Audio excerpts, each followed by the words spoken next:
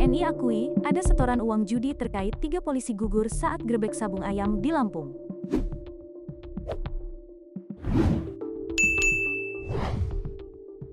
Kasus tewasnya 3 anggota polisi saat melakukan penggerebekan arena sabung ayam di Kampung Karangmanik, Kabupaten Waikanan, Lampung, diduga melibatkan aliran uang judi yang dinikmati oleh para oknum.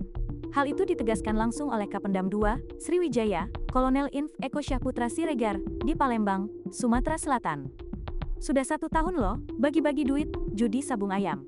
Ada duit dikasih Polsek Koramil, makan duit. Kalau pembagian, saya tidak tahu. Ada yang menerima duit, dan ini beroperasi 1 tahun, kata Eko, Kamis, tanggal 20 Maret tahun 2025. Eko menegaskan, bagi-bagi uang hasil judi sabung ayam itu didapatkan berdasarkan keterangan para saksi yang kini telah ditahan oleh Denpom. Kedua saksi tersebut adalah Peltu Lubis dan Kopka Basarsyah. Judi ada profit, ada penerima duit. Saksi menjelaskan setoran ada.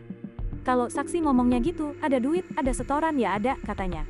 Pengakuan ini pun akan didalami oleh tim penyidik gabungan untuk mengungkap siapa saja oknum yang terlibat dalam judi sabung ayam di Lampung. Oknum-oknumnya siapa saja, kita tunggu proses selanjutnya, ucap Eko. Duit dibagi ada, ya. Kita bukan bodoh-bodoh amat lah, duit judi ada dibagi iya, duit ada setor iya, gitu sajalah, tuturnya.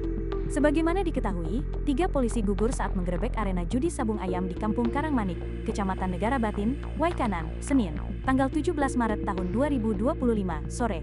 Para korban adalah Kapolsek Negara Batin, Ibtu Lusianto, serta anak buahnya, Bribka Petrus Aprianto, dan anggota Satreskrim Polres Waikanan, Bribda M. Galib Suryaganta.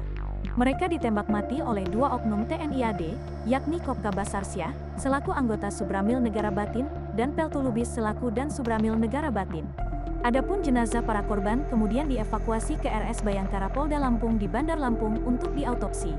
Tim Disaster Victim Identification, DVI Polda Lampung, AKBP Legowo, mengungkapkan bahwa para korban mengalami luka tembak di bagian dada dan area wajah seperti mata hingga bibir.